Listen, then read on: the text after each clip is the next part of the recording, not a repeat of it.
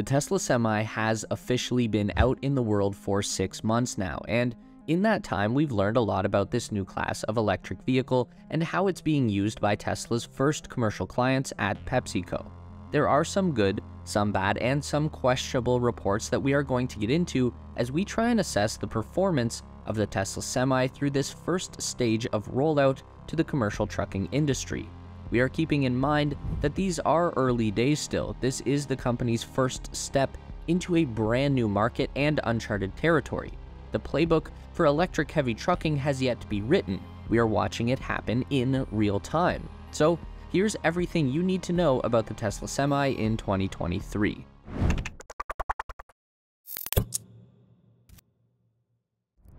Given that Tesla themselves remain oddly tight-lipped about any specific details surrounding the semi-truck, we've got to take most of our information from their initial customers at PepsiCo and the subsidiary Frito-Lay. You wouldn't necessarily associate a junk food company with sustainability and protecting the environment, but Pepsi is actually taking this stuff pretty seriously. They ordered a total of 100 Tesla Semi units back in 2017, making them one of the largest customers alongside Walmart and UPS. And in addition to Tesla, they currently have 9 other electric vehicles in their commercial fleet from BYD and Peterbilt, plus another 39 natural gas-powered Volvo trucks.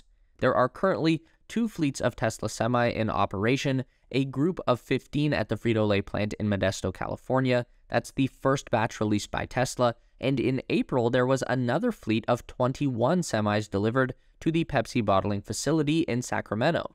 We've also got a pretty good idea of how the semis are being used for real-world situations.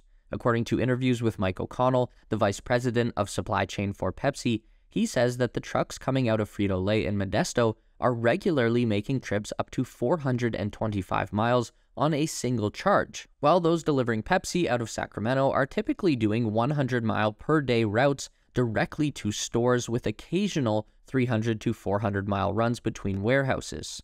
Pepsi was asked if they have attempted the 500-mile fully loaded trip capability that Tesla has advertised for the Semi, but they declined to comment on that one. So what we can gather here is that potato chips are lighter than soda, and that makes it easier to move longer distances with an electric truck.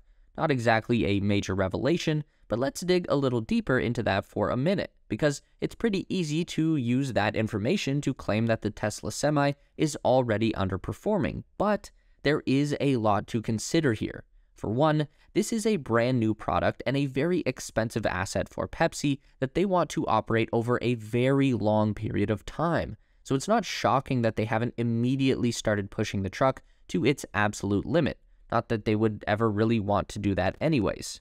The current production Tesla Semi is running on the company's standard nickel cobalt manganese battery cell.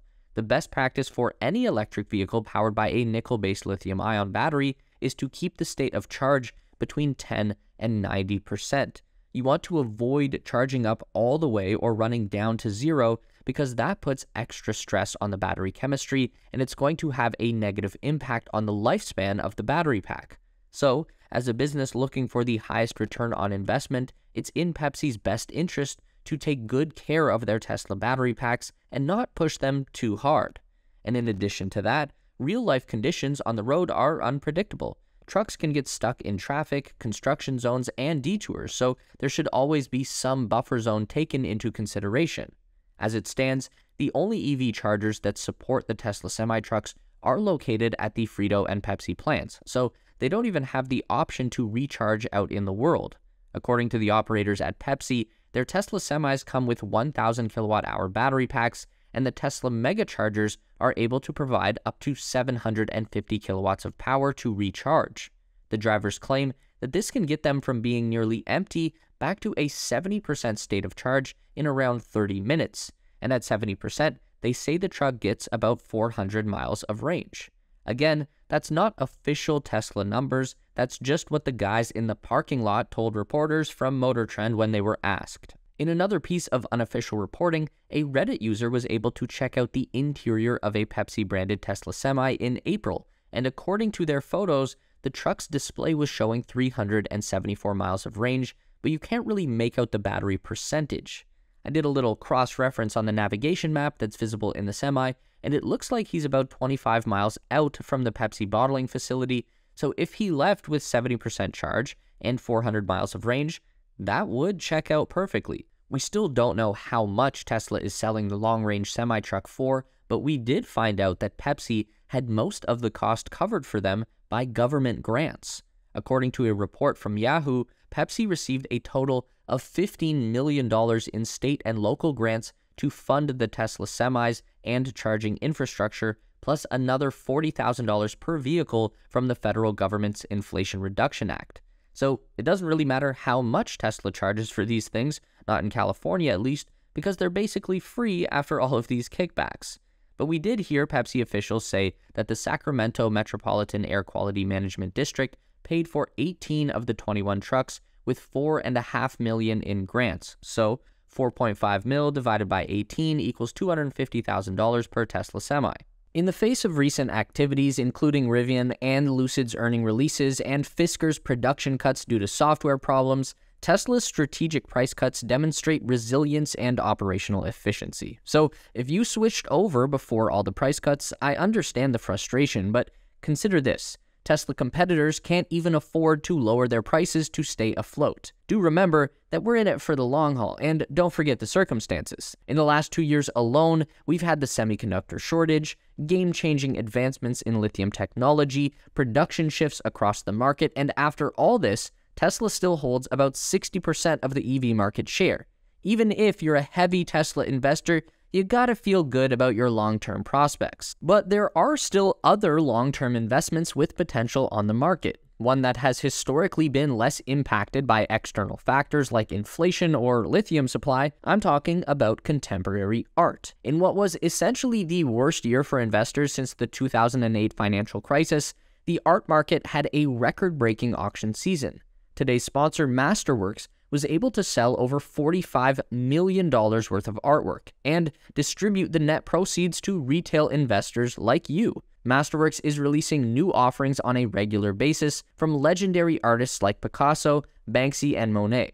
Every sale thus far has delivered positive net returns to their investors. So don't let the 700,000 plus member list scare you away. Our subscribers can now get priority access to skip the waitlist by clicking our unique link in the description below. Now, let's take a little detour into the reports that Tesla semis are breaking down all over the place, or so it would appear. Over 6 months of daily operation, there have been 8 reported incidents of a Tesla semi either stopped on the side of the road or on the back of a tow truck. Certainly doesn't look very good for the product. So what's going on there? Mechanically, an electric vehicle doesn't have a lot of stuff that can physically break, and according to reports from people on the ground who work with these trucks, what we're actually seeing is the result of software glitches, not mechanical problems. According to a report from Teslarati, the drivers have sometimes experienced problems with the display screen where they will flicker or even just shut down completely, like in a Model 3 or Y. The touchscreen in the Semi is the only way to control most of the vehicle features, and you can't even tell how fast you are going without it on. In the Semi, those screens are also important for blind spot monitoring from the external cameras, so not surprising that the driver might low-key panic when that goes down. According to a source quoted by Teslarati, they don't know what to do, so they just pull over and then they are towed. According to tow truck drivers, the semis are then brought to a quote-unquote secret Tesla location in Lathrop, California. So that's not great, obviously, but it's not the end of the world. Tesla has never done a full dual monitor operating system before, and there were clearly a few bugs in the code when the truck rolled out. It's an easy fix through an over-the-air update that has probably been done already, given it's been a while now since we've seen a photo of a stranded Tesla Semi. Tesla did actually reveal some new information about the future of the Tesla Semi in their Master Plan Part 3 white paper that was released in April. They made this chart that outlines different categories of vehicles along with their battery chemistry, pack size, and production volume. We've looked at this before, but today we are focusing on the rows for short-range heavy truck and long-range heavy truck. Tesla identified their entry into these market segments as the semi-light and semi-heavy, so maybe that's the naming system that they prefer to go with. Semi-heavy is the one that we've been talking about so far. Tesla pairs that with a high-nickel battery cathode, which we already knew, and they rate the pack size at 800 kilowatt hours. Now, the semi-drivers that were interviewed said that their trucks had 1,000 kilowatt-hour packs. They could be wrong or just rounding up, that is possible, but they could also be right, and maybe Tesla is just projecting that they can eventually reduce the pack size in the heavy truck as they increase the efficiency and reduce the weight. That wouldn't be surprising to see happen as they move to high-volume manufacturing on a new production line at Giga Nevada. Semi-Light is the upcoming vehicle from Tesla that we have yet to see. Interestingly here, Tesla thinks that they can get away with using LFP battery chemistry, which is a lower energy density than nickel, but much cheaper to manufacture, and they're expecting to use a 500 kilowatt-hour pack in the lower range option. As far as we know, Tesla is going for 300 miles of range in the Semi-Light.